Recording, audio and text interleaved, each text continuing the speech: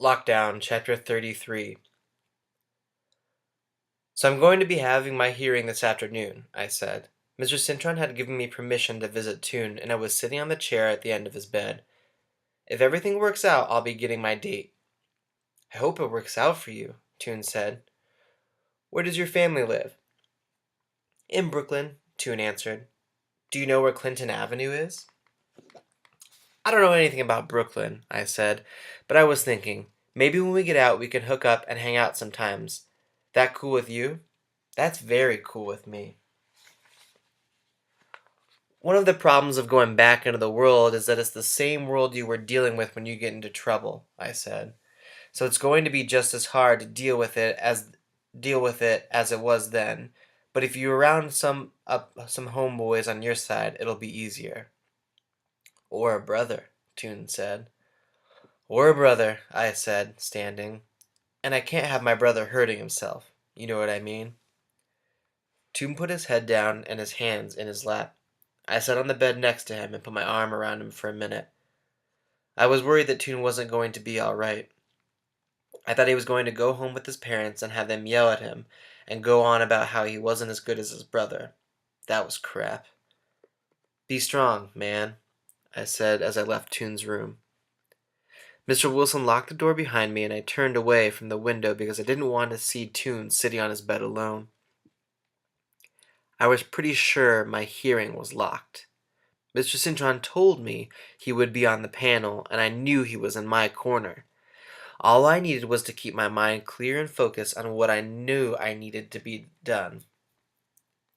Mr. Pugh was with me and talking stupid stuff about how it had been when he was a kid. I couldn't even imagine a big-headed bald dude like him being a kid. We didn't have none of the stuff you kids got now, he said. We didn't have cell phones, iPods, nothing like that. My big brother got a computer in 1982. It had 64K memory. I got a goldfish with more memory than that now. I didn't know you had a brother, I said. What's he doing now? Nothing. Mr. Pugh gave me his shut up look, and I shut up. The clock on the administration office wall said 20 past 1 when the two people on the panel and Mr. Cintron came back from lunch. I had been sitting in the office from 5 minutes to 1 and was getting a little nervous. They walked by me and it was 1:45 before they called me in. They had turned the table so that the long side was facing the door, and I sat in the middle across from Mr. Cintron, an older black dude with silver white hair, and a really thin white woman who kept messing with the papers in front of her. Mr. Pugh had come in with me and he sat in the corner. Maurice, as you know, I'm Frank Cintron, Mr. Cintron said. This is Miss Carla Evans and Mr. Alan Shaw. How do you do? I said. They both nodded. Panel, this is Maurice Anderson, Mr. Cintron said, looking at me. He was arrested for stealing prescription pads from a neighborhood physician and selling the pads to a known drug dealer. He pled guilty and was sentenced to a total of 38 months, which, under the good time standard, made him eligible for release after 30 months. 2 weeks. That would be 80% of his sentence, the black guy asked. Yes. He served 26 months, 22 at Progress, and his petition today is for an early release, which would reduce his effective time served by 4 months. Mr. Anderson, can you tell us in your own words why you deserve to be rewarded for an early release? The white woman asked. I don't intend to get in any more trouble, I said. I made a mistake, but I have learned my lesson, and I plan to do the right thing and avoid the kinds of people I was dealing with. What lessons did you learn? The black guy asked. Crime doesn't pay, I said. If it didn't pay, why would you commit more crimes? No, ma'am. So what are you doing? What are you going to be doing different than what you were supposed to be doing before you came to Progress? Miss Evans asked. Work hard in school and maybe get a part-time job after school, I said. Why didn't you do that before? The black guy asked. I didn't know I was supposed to have a strategy to deal with my situation, I said. I was just like drifting from day to day. Now I know I need a plan to take care of business. And what's your plan? The woman asked. Just keep to myself, I said. I felt like I was floating, and she was looking at me funny. So you're promising to do better, but isn't the truth of the matter that you want to get out, and so naturally you would make the kinds of promises that would get you out? The woman asked. What would be different if we were here the day after you were arrested? Wouldn't you have promised not to do it again if we let you go? Yeah. What have you learned here at Progress that might help you turn your life around? Mr. Cintron asked. Mr. Cintron was opening the door for me, and I was going blank. I looked at him and couldn't think straight, but I knew I had to say something. You know, everybody's got to survive, I said.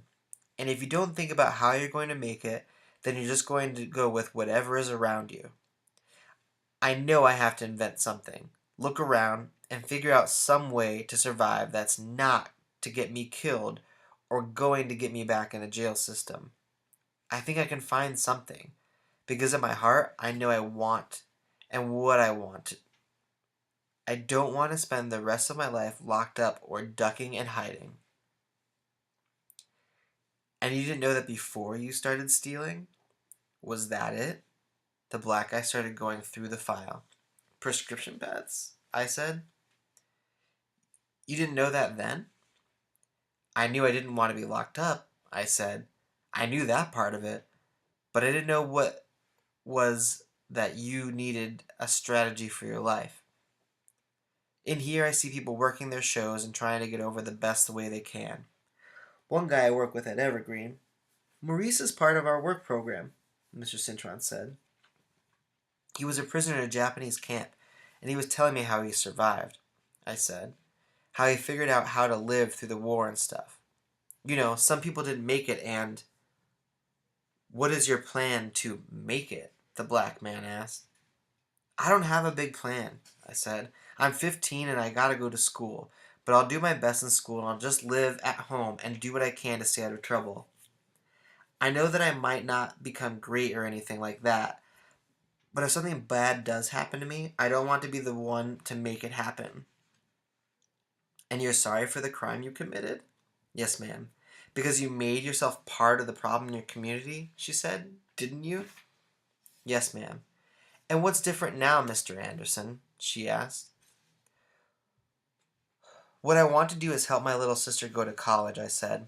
I think if I keep my mind on that, just focus on it, I can keep myself straight.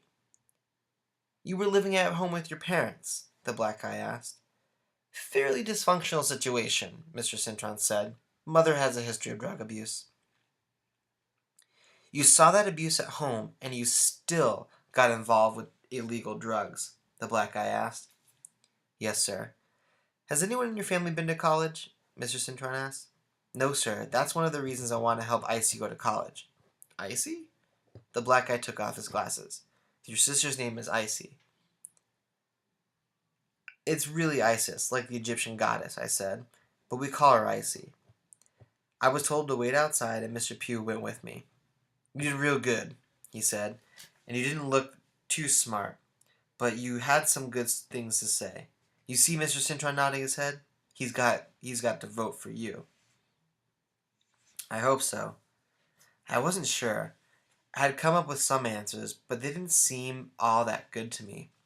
It was like they were asking me stuff that only had one right answer, and when I gave them the right answer, they were saying it was the same old stuff.